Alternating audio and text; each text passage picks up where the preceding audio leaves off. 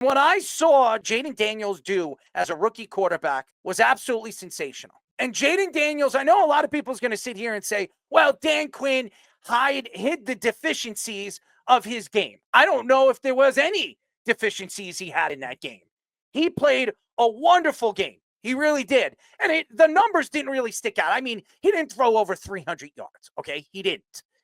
But what stood out in the game is when you needed the quarterback to make a play, boy, did he make the plays. And I will say this, as a Jet fan, I could only wish I had a quarterback this good and this young on my roster. He is RG3-esque, just a little bit more salt and pepper. And what I saw on Sunday night was a guy that was a rookie that looked like a veteran. Every single time he got into trouble, he made plays bigger and bigger and bigger. There was nothing that I can say that Jayden Daniels did wrong in the game. He led his team in rushing.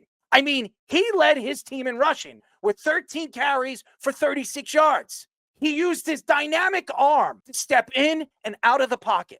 And he played a great quarterback in Baker Mayfield. Did Baker have one of his best games? No. But Baker Mayfield had a decent game. He kept his team in it. Baker just made a mistake at the end of the game in the fourth quarter, which cost the Buccaneers the game. I watched a lot of Buccaneers games this year because I'm a big Baker Mayfield fan now. They like to start their charge of offense through Bucky Irving. All season they did that. When they found Bucky was founded. Bucky was not going to be their starting running back in the beginning of the season. It transitioned into Bucky Irvin. And Bucky Irvin showed you why nobody saw him to be what he is, except obviously the Buccaneers. And he put up not the best numbers, but just enough all season long to help Baker Mayfield with all the injuries throughout the season with Mike Evans and Godwin. There were too many injuries with the Buccaneers all season long.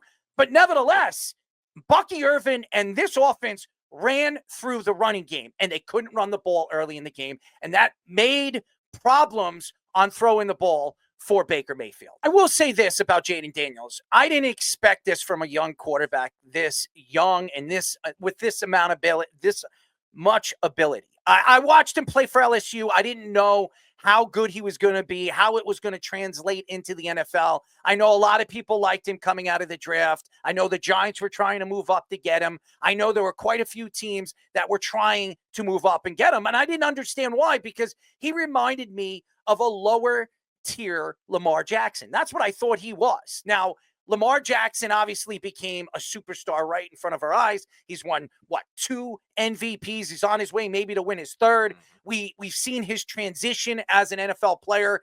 Everybody thought of him when he came into the NFL as a runner, not a thrower. Jayden Daniels, when he came into the NFL, they knew he was a thrower.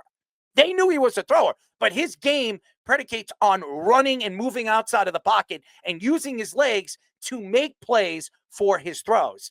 What we saw yesterday is this guy stood into the pocket and he made every single throw. And that was the most impressive thing. It wasn't that his legs dominated the game. Well, Lamar Jackson, when you watch Lamar, his legs need to be moving if he expects to win. He doesn't get his completion up and moving if he doesn't use his legs. Jayden Daniels is a different quarterback. I've seen his growth as an NFL quarterback really so early in his career. I've watched him play many, many games this year. And what I saw is a young quarterback playing like a veteran and understanding the game, seeing the game like a veteran. I saw that in Bo Nix this year. It was incredible watching these young quarterbacks develop right in front of our eyes. And it has a lot to do with coaching. Dan Quinn is one of the best young manageable coaches when it comes to finding these young players and developing these young players. Look at what he did for the Cowboys defense.